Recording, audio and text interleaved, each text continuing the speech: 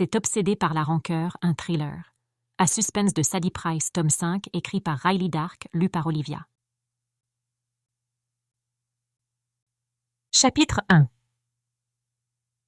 La peinture orange fluo se verrait même dans la pénombre du matin. Cole se mit à sourire alors qu'ils s'approchèrent de l'entrepôt abandonné au bout du quai.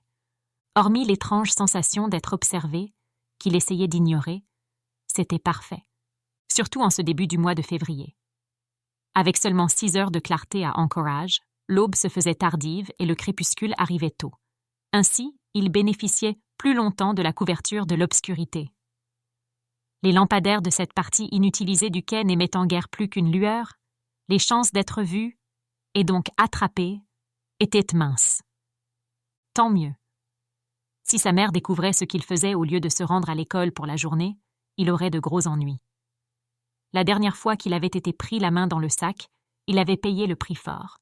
Mais le jeu en valait la chandelle. Cole sourit aux 2 autres adolescents et secoua la bombe de peinture qu'il tenait dans sa main. Il avait perfectionné sa signature et il en était fier.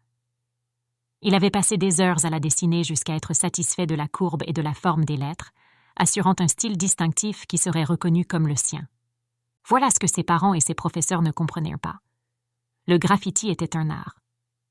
Il rêvait de devenir un jour un graffeur réputé, encore plus célèbre que l'anglais Banksy, et d'orner les murs et les bâtiments d'œuvres ayant une réelle signification. Ses copains ne comprenaient pas vraiment non plus. Pour eux, c'était juste un passe-temps, une occasion de se moquer des flics, de l'autorité et de toutes les règles auxquelles ils étaient censés obéir selon les parents, les professeurs, la société, tout le monde. Être un adolescent était étouffant. Il y avait bien pire que de taguer quelques bâtiments abandonnés. Mais pour Cole, c'était sérieux. Un moyen de marquer le monde de son empreinte, de contribuer à une forme d'art subversive qui transcendait les normes culturelles de ce que l'art devait être et où il devait se trouver. Il n'en avait jamais parlé à ses amis. Il se serait contenté de rire et de lui demander s'il s'était encore défoncé. « Cole, viens, ces chevrons seront parfaits. Regarde. » Billy désigna les grandes poutres en bois au-dessus d'eux, à l'arrière de l'entrepôt.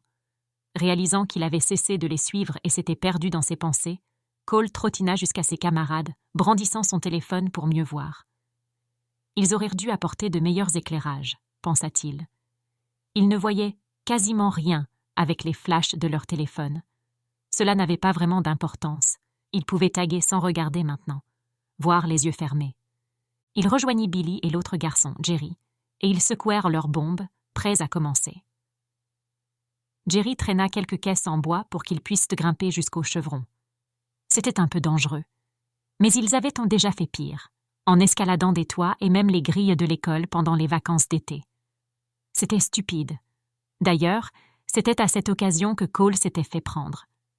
Mais cet entrepôt était parfait. Tous ces murs nus signifiaient qu'il pouvait revenir seul et s'entraîner sur les nouveaux motifs qu'il avait dessinés dans son carnet de croquis. « Hé, qu'est-ce que c'est ?» dit soudain Billy en pointant le doigt vers le haut.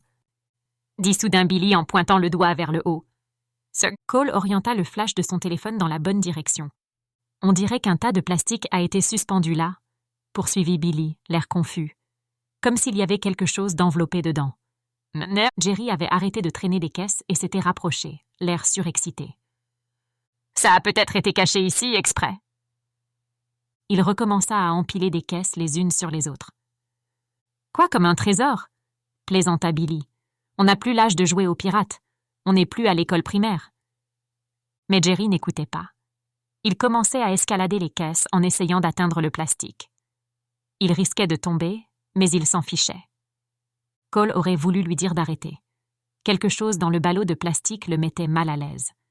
Il avait un aspect vaguement humain, comme une sorte de chrysalide extraterrestre géante tirée d'un film de science-fiction.